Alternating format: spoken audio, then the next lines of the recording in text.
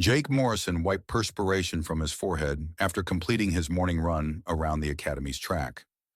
The artificial gravity made everything feel routine, but he knew the other students considered him eccentric for running so much. Around him, alien cadets meticulously performed their exercises, many outfitted in specialized suits or inhaling different gases. The Zephirian Military Academy, resembling a colossal metal flower, orbited in space. It stood as the premier military institution in the galaxy, a place exclusively for the most robust and intelligent students. Jake felt fortunate to be there, even if everyone else seemed apprehensive of him. "There goes the human again," whispered Click, a Kilani student whose insectoid eyes tracked Jake's movements. "How does he move so rapidly without protective gear?" Her friend Zara, a towering Vorak made of living crystal, displayed anxious color changes across her body. "I heard humans originate from a death planet," she said. "Everything there attempts to kill them." Jake overheard the murmurs but remained unfazed. He had grown accustomed to them over the past 3 months. Upon his initial arrival, other students would not even sit near him in the cafeteria. They believed he might spontaneously combust or exude toxins. The academy's corridors were spacious and brightly lit, designed to accommodate diverse species. Some students floated within specialized gas-filled tanks, while others moved on multiple limbs or glided across the floor. Jake simply walked normally, which somehow amplified his conspicuousness. In his first class of the day, Galactic History, Professor Methane Cloud hovered above the students within his containment suit. The Nefri instructor communicated through a voice box that rendered his words hollow and distant.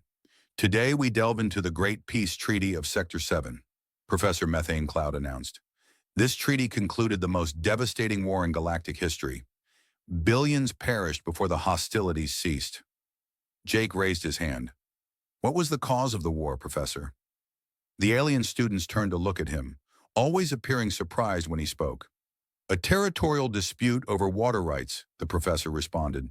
"The Zulthar Empire and the Crystal Alliance both laid claim to the same water-rich planets. The conflict endured for 300 years. 300 years over water? Jake inquired. Couldn't they have simply shared it or found alternative sources? The classroom fell silent.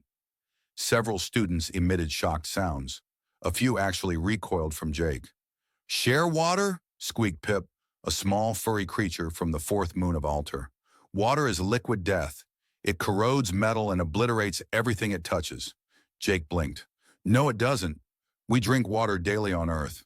I had some with breakfast." The entire class gasped. Professor Methane Cloud's containment suit began beeping alarm signals. "You willingly consume the burning liquid?" the professor asked, his voice trembling. "Certainly," Jake replied with a shrug. "We need it to live. We even swim in it for enjoyment." 3 students fainted. Click began emitting rapid clicking sounds, which Jake had learned signified extreme distress. Zara turned completely white, a seemingly critical condition for an Avarak. "Class dismissed," Professor Methane Cloud swiftly announced. "Medical teams to room 7 immediately." Jake gathered his books, bewildered by his perceived misstep. This frequently occurred. He would mention some commonplace Earth detail, and everyone would panic. At lunch, Jake sat alone, as was his custom. His meal tray contained food specifically prepared for him by the kitchen staff. Other students were too apprehensive to dine in the same room when he ate Earth food. Last week, he had requested hot sauce, prompting the evacuation of the entire cafeteria. Amy Foster, another human student, sat down across from him. She was training to be a medic and always appeared composed. "Rough morning?" she inquired, opening her own lunch. "I think I scared everyone again," Jake said. "I merely mentioned drinking water." Amy laughed. "Yesterday, in medical class, I told them about aspirin. 3 instructors had to lie down."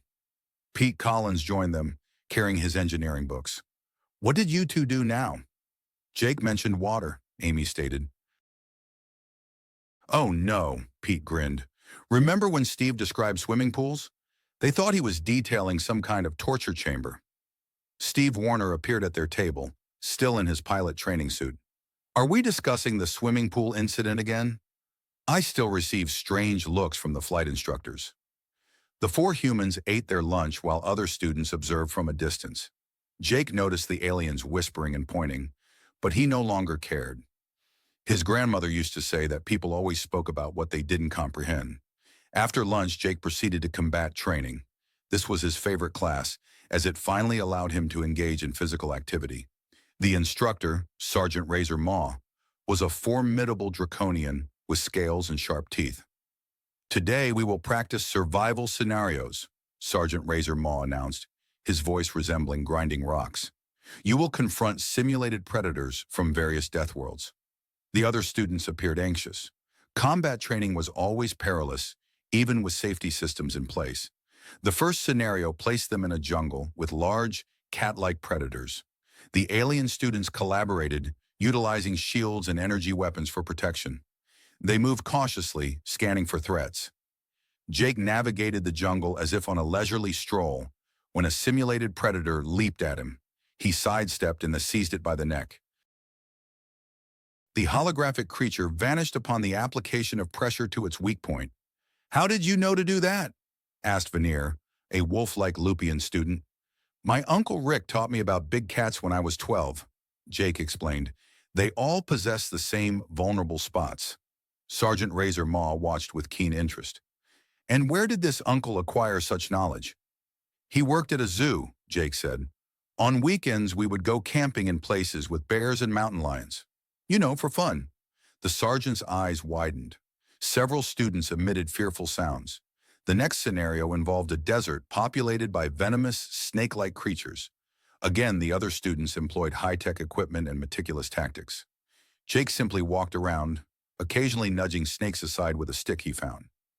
"Aren't those dangerous?" asked Zara, her crystal body displaying nervous colors. "Certainly, but you just watch where you step," Jake replied.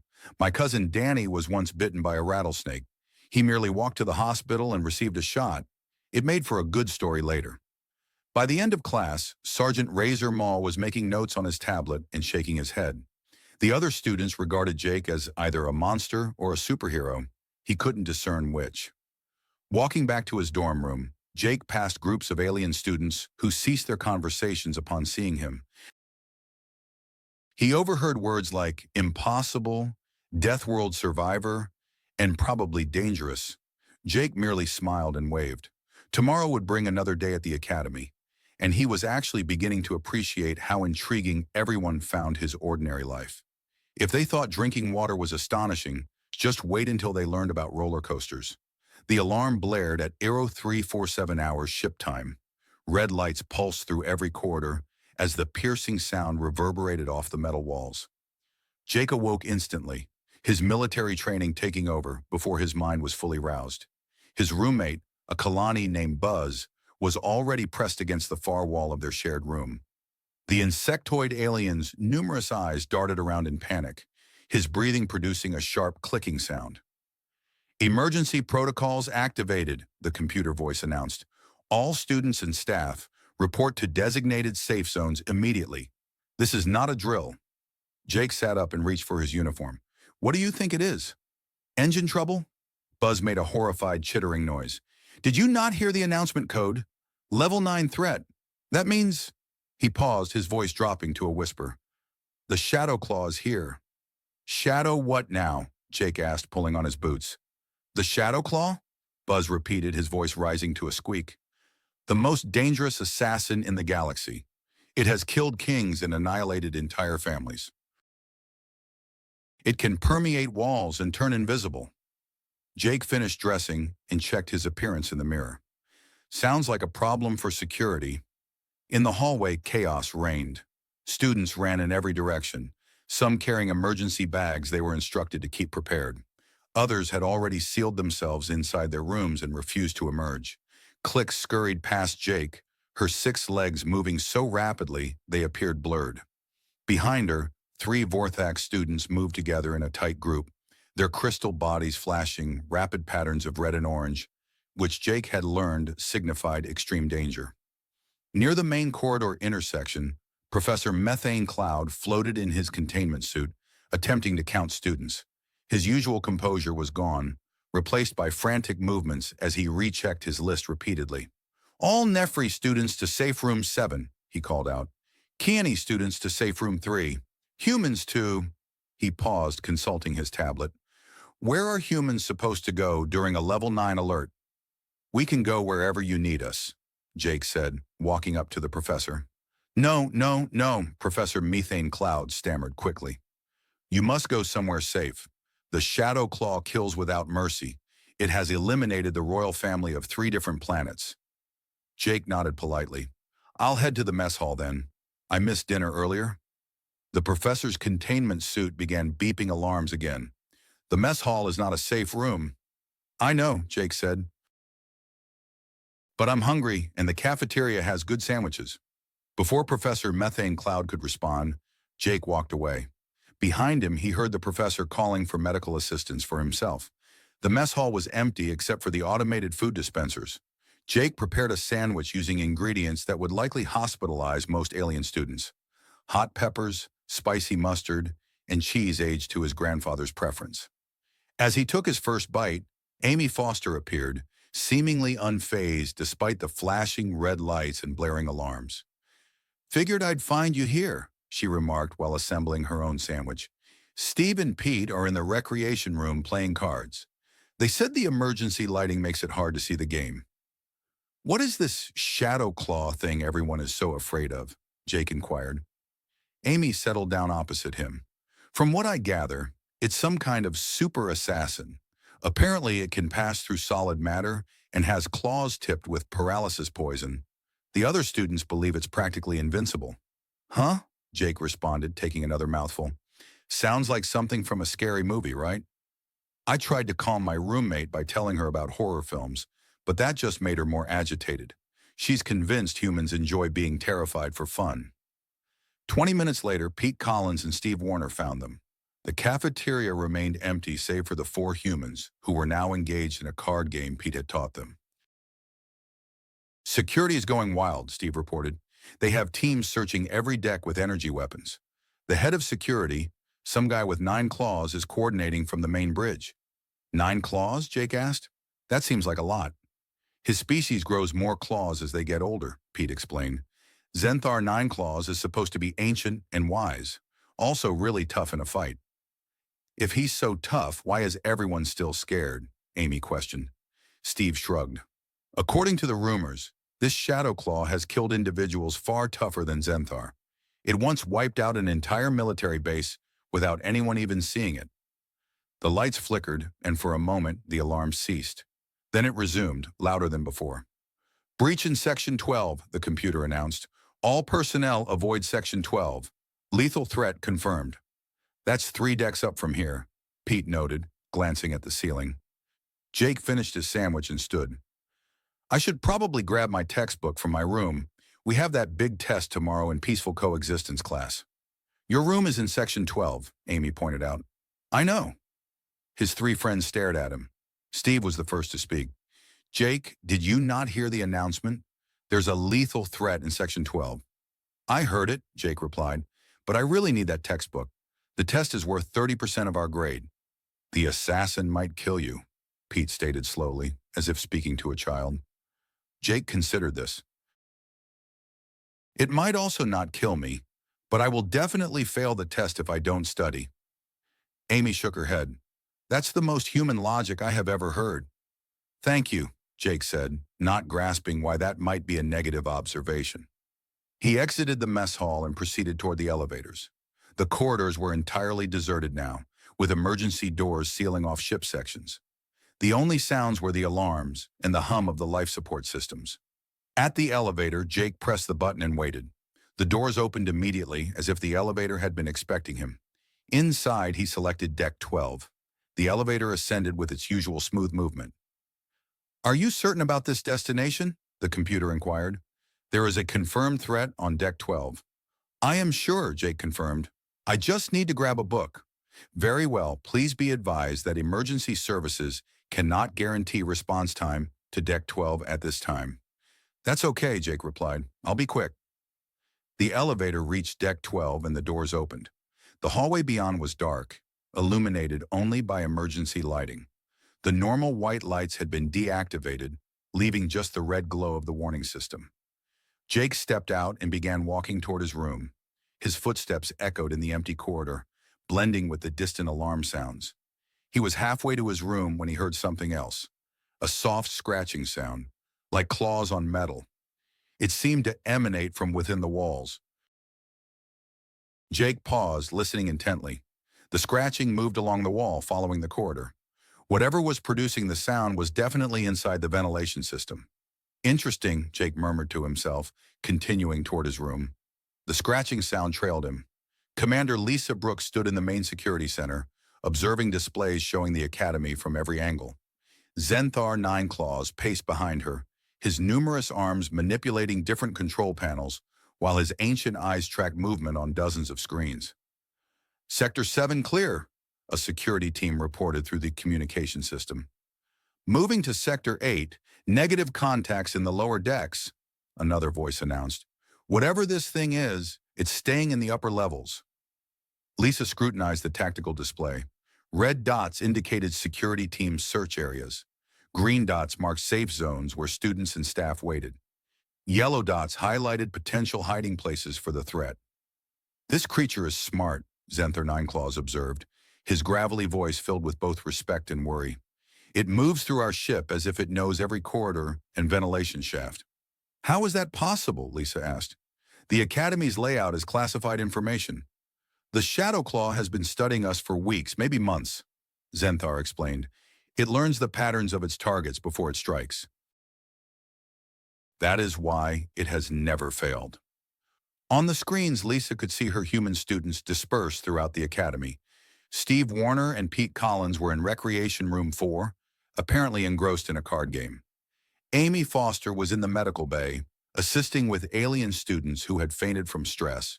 Where is Cadet Morrison? Lisa inquired, scanning the displays. Zenthar checked his tracking system. All students wore location badges for safety. His signal shows Deck 12, Section C. Lisa's stomach dropped. That's where we detected the breach. What? Zenthar spun around, his 9 claws clicking against the control panels. Why would he go there? Lisa was already moving toward the door. Because he's human, and humans don't always make sense. She grabbed a communication device and attempted to contact Jake directly. Morrison, this is Commander Brooks. Respond immediately. Static echoed back through the speaker. The creature must be jamming communications in that area, Zenthar said. It doesn't want its prey calling for help. Anger welled in Lisa's chest. Jake was under her command, her responsibility. She had brought him to this academy to learn and grow, not to become sustenance for some mythical monster. I am going up there, she declared. Absolutely not, Zenthar firmly replied. I cannot lose the human military liaison. Your people would declare war on us. My people will declare war if I let Jake die without trying to help him. Zenthar considered this. His species valued honor and courage above personal safety. Finally, he nodded. Take a full security team. Heavy weapons, quantum scanners, everything we have. Lisa shook her head. Too slow, too noisy. This Shadowclaw thing is supposed to be smart, right? It will hear a full team coming and disappear. Then what do you suggest? I go alone, fast and quiet.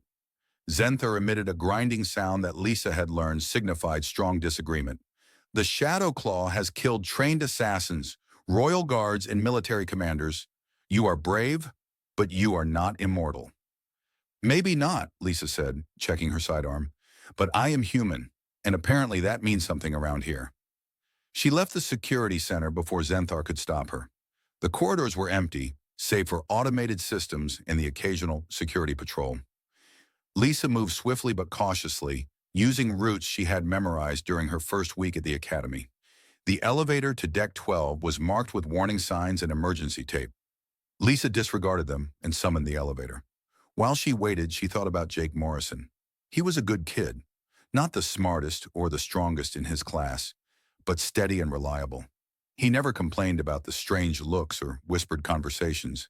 He simply did his job and sought to absorb all he could. His 6 eyes stared blankly, and his breathing was shallow but steady. Lisa knelt beside him and checked for wounds. No visible injuries, but his pupils were dilated and his muscles were completely slack. Paralyzed, she stood up and continued her journey down the corridor. Two additional security personnel lay in similar states close to an intersection, all immobilized yet alive, their weapons still holstered. The Shadowclaw toyed with them. It could have easily ended their lives, but instead, it merely incapacitated them, removing them from the confrontation. Lisa pondered whether this amounted to mercy or cruelty. Approaching the next bend, she detected voices, human voices, and carefully crept toward the sound. Peeking around the corner, she spotted Jake Morrison in the middle of the hallway, conversing with something Lisa couldn't initially discern. "So, you're like a space ninja," Jake remarked. "That's actually pretty cool. Do you need extensive training to master wall walking?" Lisa advanced stealthily, keeping to the shadows. Now she could distinctly see Jake's interlocutor. The Shadowclaw was every bit as terrifying as the legends depicted. 8 feet tall with black skin that seemed to absorb all light. Its claws longer than Lisa's fingers, dripping venom that hissed upon contact with the floor. Its eyes gleamed like crimson stars, and the air surrounding it felt noticeably colder. Yet something about the scene was off. The Shadowclaw wasn't attacking. It stood there, appearing bewildered, while Jake spoke to it as if they just bumped into each other at a coffee shop. "I mean, the poison claws are definitely intimidating," Jake continued. "But have you ever thought about adding some kind of projectile weapon, like throwing stars or something? You could keep your distance while still maintaining your scary reputation." The Shadowclaw emitted a sound akin to grinding metal. Lisa realized it was attempting to speak. "You do not fear me?" the creature rasped, its voice like rocks tumbling down a cliff. "Should I?" Jake responded with genuine curiosity. "I mean, you look dangerous, but so did my neighbor's dog back home. Once you get to know something, it's usually not as scary as it first seems." Lisa watched in utter astonishment as what appeared to be the galaxy's most feared assassin had what could only be described as a nervous breakdown. Jake had been heading towards his room when the entity materialized from the wall directly in front of him. One moment he was alone in the corridor, the next, something that resembled a hybrid of a giant spider and a nightmare blocked his path. The creature was certainly impressive. Black skin that seemed to consume light, claws that dripped shimmering poison, and eyes like smoldering coals. It stood perfectly still for a moment, likely anticipating Jake's screams or flight, or both. Instead, Jake began to laugh. Not a nervous titter or the type of giggle people emit when frightened, but deep, unfeigned laughter that springs from encountering something unexpectedly amusing. Jake leaned over slightly, clutching his stomach as the laughter welled up. "Oh man," he choked out between guffaws. "You look exactly like my neighbor's cat when it gets mad about bath time. Just bigger and with more claws." The Shadowclaw tilted its head, clearly unaccustomed to this reaction. "You know," Jake resumed, wiping tears from his eyes, "Mr. Whiskers makes almost the same face when he sees the water running, all angry and dramatic. My sister Kate would never believe this without a picture." Jake pulled out his communicator and held it up. "Do you mind if I take a photo? The lighting isn't great, but I think I can get a good shot." The Shadowclaw emitted a sound like metal scraping against stone. You wish to capture my image?" "If that's okay," Jake replied politely.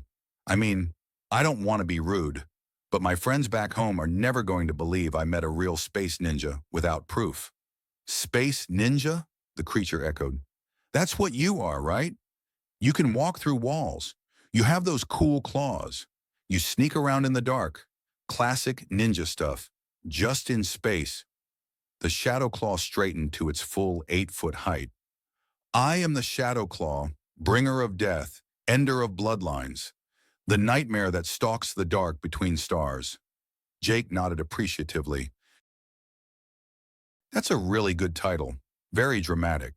Did you come up with that yourself, or do you have a marketing team?" "A marketing team? You know, people who help with your image and branding, because that whole nightmare that stalks the dark thing is really catchy, very memorable." The Shadowclaw remained silent for a long moment, its glowing eyes dimming slightly. "You are not afraid," it finally stated.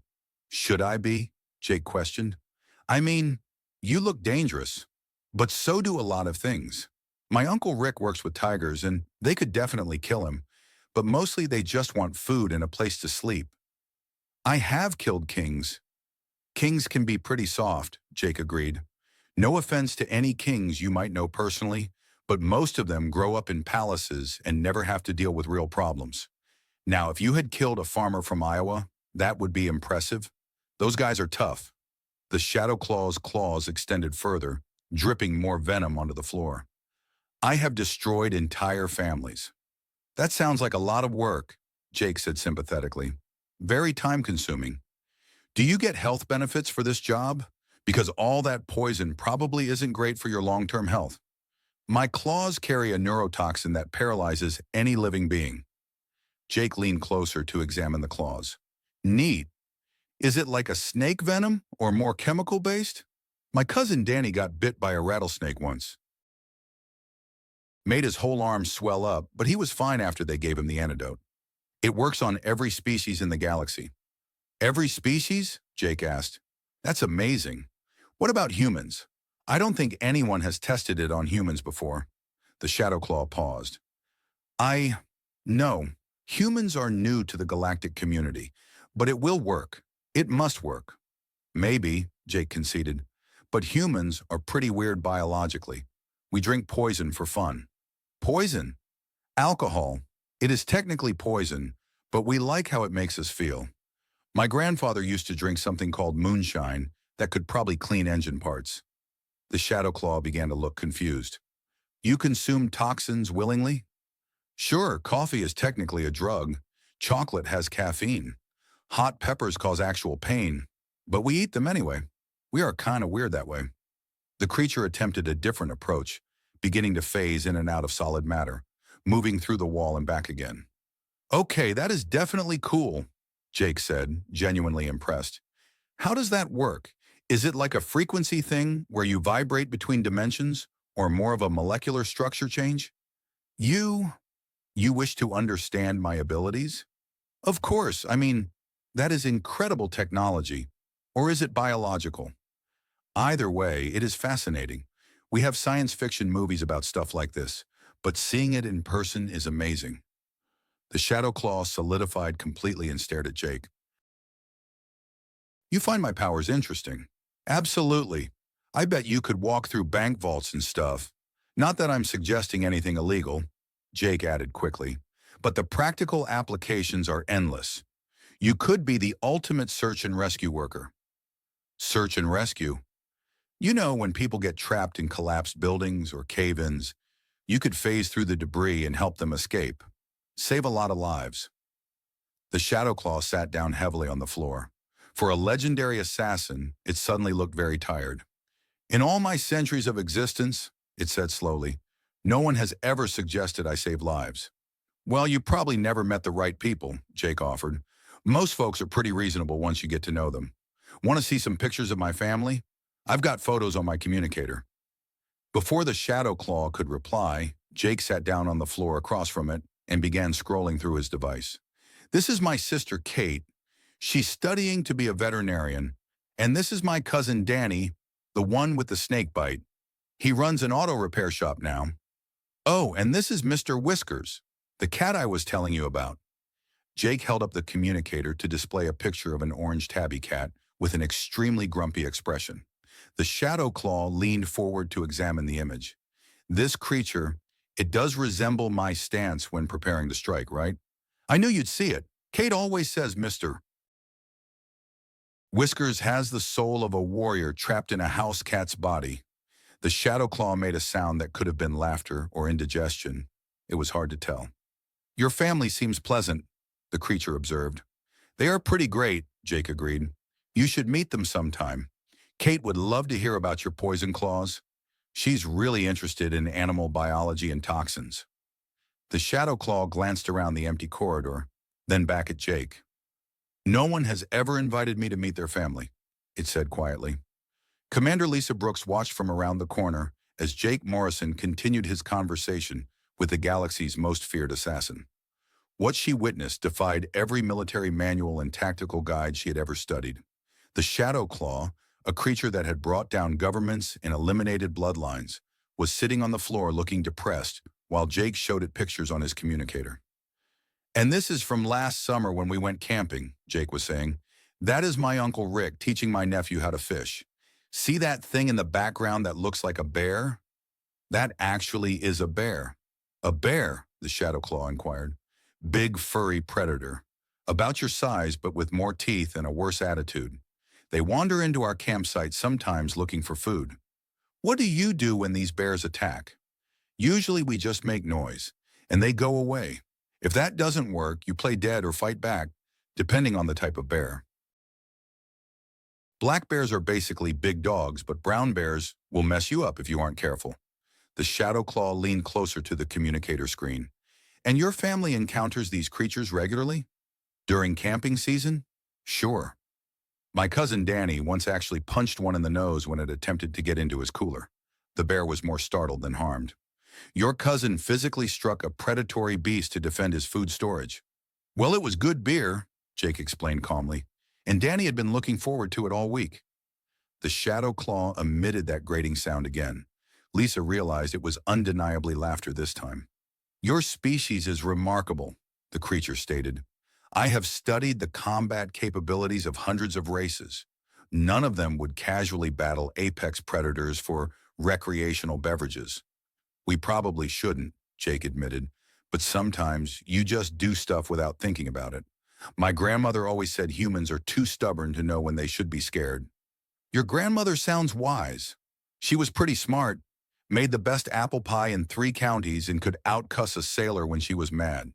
You would have liked her." Lisa decided this had gone on long enough. She stepped around the corner with her weapon lowered but ready. "Morrison," she called out, "are you all right?" Jake looked up with his usual placid expression. "Oh, hi, Commander Brooks. I was just talking with—" He paused and looked at the Shadowclaw. "I never asked your name. Do you have a regular name, or just the whole Shadowclaw title?" The creature turned to look at Lisa, and she felt her breath catch. Even seated, it exuded danger like heat from a fire. Yet its eyes were not the fiery coals of rage she anticipated. They appeared confused and perhaps a little sad. "I am called the Shadowclaw," it said slowly. "I have not used any other name in many centuries." "That is kind of sad," Jake remarked. "Everyone should have a regular name. What about Shadow? It is simple and still sounds cool." "Shadow," the creature repeated, as if testing the feel of the word. Lisa kept her weapon ready but did not aim it. Something very strange was occurring, and her instincts told her that shooting would only exacerbate the situation. "Commander," Jake began, "Shadow here was telling me about how the assassination business works. It is actually pretty interesting from a professional development standpoint." "Assassination business?" Lisa echoed. "Well, Shadow is obviously skilled at infiltration and combat," Jake clarified, "but the job market for assassins is probably pretty limited. I was thinking there might be other career options." The Shadowclaw, Shadow, nodded enthusiastically. "The human suggests I could do search and rescue work, using my phasing abilities to help trapped individuals." Lisa stared at both of them. "Arnon, you are giving career advice to a legendary killer." "Former killer," Jake corrected. "Shadow is thinking about a career change, right?" Shadow looked uncertain. Yes, perhaps. The work has become less satisfying over the centuries." "Me," Jake said. "Everyone needs a change of pace sometimes. My neighbor switched from accounting to running a food truck and loves it." Lisa's communicator crackled to life. "Commander Brooks, this is Zenthar 9 Claws. What is your status?" Lisa looked at Jake and Shadow, who were both watching her expectantly. "The situation is under control," she finally stated. "Have you eliminated the threat?" Lisa considered her response carefully. "I am negotiating with the individual in question." "Negotiating, Commander?" "The Shadowclaw does not negotiate. It kills." "Well," Lisa responded, "apparently it also does career counseling now." Static came through the communicator for several seconds. "Did you say career counseling?" Kthar's voice was strained. "Affirmative. Morrison has convinced the Shadowclaw to consider alternative employment options." More static then. "I'm sending medical teams to your location. You may have suffered head trauma. Negative on the medical teams, Lisa said quickly, but you might want to send someone from human resources. We might have a new hire. Jake stood up and offered his hand to Shadow. Come on, let me introduce you to my friends. Steve is a pilot, Pete is an engineer, and Amy knows a lot about medicine. They can probably give you more career ideas. Shadow rose slowly, towering over both humans. Its claws retracted slightly, and the glow in its eyes dimmed to a softer red. You truly wish me to meet your companions? Sure, Jake replied. They are probably still playing cards in the recreation room. Fair warning, though, Pete cheats, but we let him because he brings good snacks. As they walked down the corridor together, Lisa fell into step beside them. She kept her weapon ready, but something told her she would not need it. Shadow, Jake was saying, wait until you see the cafeteria food. The kitchen makes this amazing chili that is actually hot enough to be dangerous. Most of the alien students cannot even smell it without getting sick. You consider dangerous food to be appealing? Oh yeah, there is this place back home that makes burgers so spicy they make you sign a waiver before you can order them. It is like a challenge, Shadow made its grinding laugh sound. Humans truly are the strangest species in the galaxy. Thank you, Jake said, taking it as a compliment. By the time they reached the recreation room, word had somehow spread through the Academy's communication system. Students and staff lined the corridors, staring in amazement as Jake Morrison walked calmly alongside the Shadowclaw, discussing hot sauce varieties and family recipes. Steve Warner looked up from his card game as they entered the room. Hey, Jake, who's your friend? This is Shadow, Jake said. Shadow meets Steve, Pete, and Amy. Shadow waved one clawed hand awkwardly. Greetings. I'm a former assassin seeking new employment opportunities. Pete dropped his cards. Amy blinked several times. Steve just nodded. Cool, Steve said. Want to play poker? We are playing for snacks, so the stakes are pretty low. Shadow sat down carefully at the table. I have never played poker. It is easy, Amy said, already dealing cards. The basic idea is to convince everyone else that you have better cards than you actually do. Deception and misdirection, Shadow said thoughtfully. I am familiar with these concepts. Perfect, Pete said. Just remember Jake always bluffs when he touches his nose, and Steve whistles when he has a good hand. Hey, Steve protested. Do not give away our tells.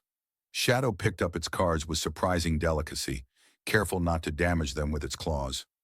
This is very enjoyable, it said after a few hands. Much more pleasant than my previous occupation. Most jobs are better than assassination, Amy pointed out. Yes, Shadow agreed. I am beginning to understand that. Jake won the next hand with a pair of threes and a confident smile. As he collected his winnings, a package of cookies and some kind of alien fruit, he looked around at his friends. You know, he said, this might be the best day I have had since coming to the Academy. Shadow made its grinding laugh sound, and even Lisa found herself smiling.